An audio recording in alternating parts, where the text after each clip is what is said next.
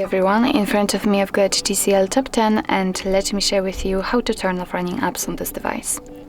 So basically all you have to do is to open the recents, and depending on what kind of navigation type you've got set, you can do it differently. So if you've got the gestures, then all you have to do is to simply swipe your finger up from the bottom to the center of your screen and hold the finger and the recents will appear. So if you've got the 3 buttons navigation just like I have, then tap on this 3 bars icon, and as you can see we just entered the recents. So of course if you want to, you can close only one of it or 2 of them, just find the app and swipe it up just like that. But if you'd like to close all of them, tap on clear all. As you can see, we just got back to the home page, so let's enter the recents to check. And here we've got no recent items, which means that we just successfully closed all background apps.